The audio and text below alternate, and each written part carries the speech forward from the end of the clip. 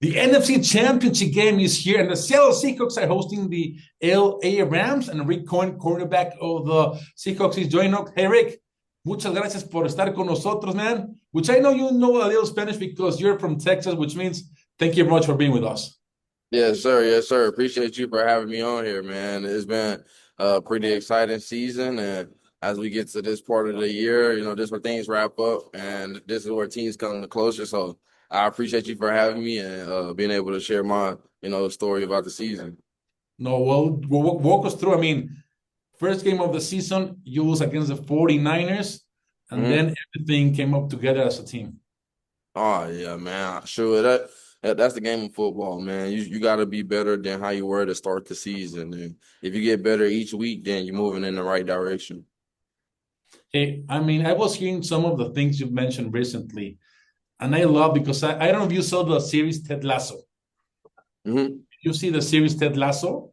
Oh, just a little bit, just a little bit. I've Well, heard about it before. the main character says you have to have a mindset as a goldfish. Yeah, like And a you mentioned goldfish. it a few Yeah. weeks ago, a few days ago. Walk us through what do you mean exactly by that moment? There's just something about my position, man. I play cornerback, and you got to have a memory like a goldfish, and it's pretty crazy. After that first game, those plays still linger in your mind, but I feel like it lingered just for motivation. It wasn't, doubts or scared or nothing like that. Those thoughts in my head just for motivation to push me to go harder and be a better player. And um, sure enough, I flushed those thoughts out, and I just became a greater player as the season went out. Walk us through the impact Mike McDonald's has had on yourself and as a team. Um, so just him being the leader, him practicing what he preaches, whenever he says it, he means it. And whenever we get to these games, he put us in the right situations and we execute them to the best we can. And Rick, why are the Seahawks, I mean, so physically one, not one, the best defense in the league, whether the four teams remaining or the whole 32 teams?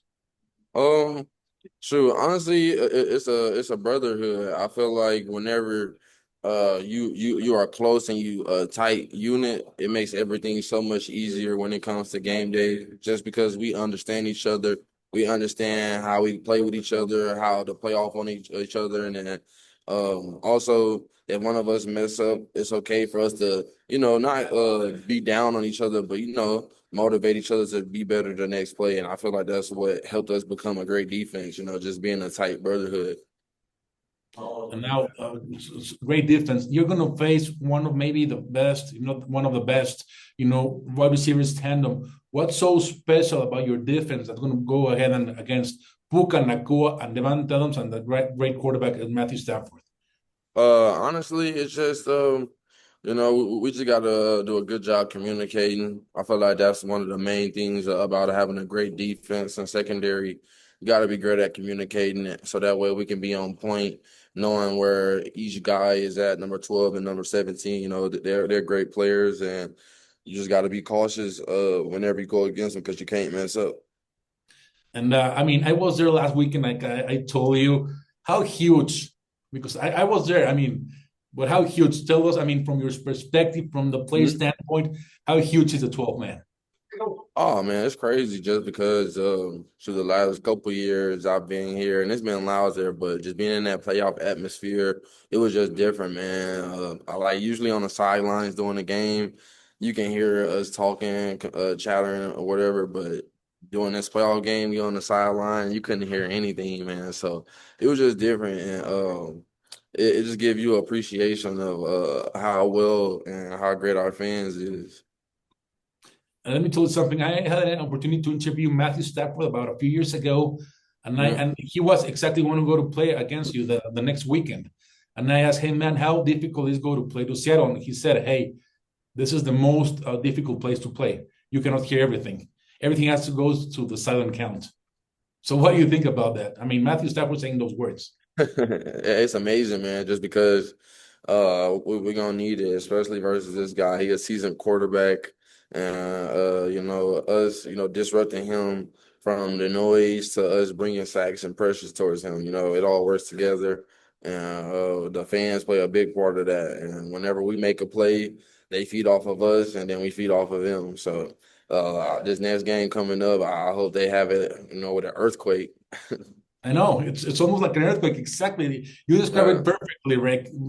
Hey, on the other side of the ball, Zach Charbonnet. Unfortunately, you know he's hurt. He won't be able to play again. Hopefully for you guys, these last two games. How huge is that loss? And also talk about the quarterback, Sam Darnold, because he's being silenced so many critics, and he's playing great ball right now. Honestly, with the Charbonnet thing, you know, it's pretty sad to have him go down, man. That's one of our brothers, but at the same time, we are a well-coached group of players, and we have other running backs, you know, that's going to get a chance and opportunity. And we have the utmost confidence in the next guy, you know, just because how well coached we are. And you know, as much as we want Charbonnet to be out there, he's going to still be with us in spirit, and he's still going to support us on like we support him. And you know, Sam is a great player, man. As he continues to silence the critics, you know, he's a dog, and you know, I feel like it adds a chip on his shoulder just because, you know, people always wanted to talk down on him. And sure, he beating every odd there is. And you can just tell by the way he's playing and with his swagger that he has a chip on his shoulder and he knows what's at stake. So, you know, that's our leader and we trust in him a lot. Well, Rick, I really appreciate your time, man. We wish you all the best. And if you go to the Super Bowl, hopefully we can see you there. Yes, sir. Appreciate you so much for having me, man. I hope you have a great day. So do you, man. Thank you very much. Hug from Mexico. Yes, sir.